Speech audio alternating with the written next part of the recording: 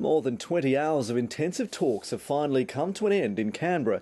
Unions say there's been a good result for the struggling manufacturing sector after today's closed-door session on jobs. The Prime Minister's announced plans to help local companies bid for a larger slice of work on big construction projects. And Julia Gillard will head a new manufacturing task force. Chief Political Correspondent Mark Simpkin reports.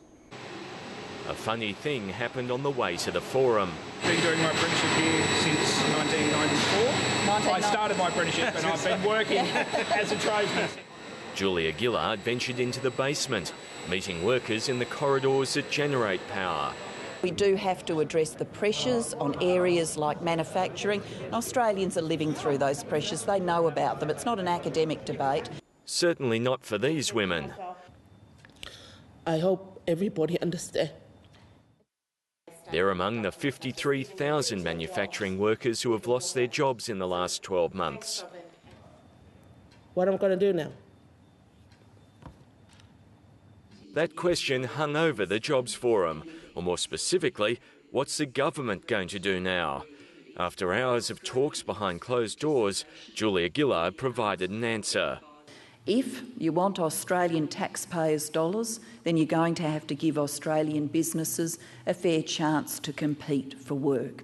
The Prime Minister will establish a manufacturing task force, require some major construction projects to consider using Australian-made goods, and make some projects post their plans for local materials on the internet. This measure will be consistent with our international trade obligations. We are not taking a step back from our firm belief in the value of open markets. It's not quite what the unions wanted, but they're not complaining. It's a good day for manufacturing and it's a good day for the million-plus workers in the sector. The unions think the new requirements will name and shame big mining companies. I think I heard someone faint at the end of the room. It might have been someone from the mining industry. You might want to go and look if someone's lying down there at the moment. It's been a week of fora, but the 3 days of talks have now wrapped up. The government will ultimately be judged on how many of the ideas result in policies and how many of the policies result in jobs.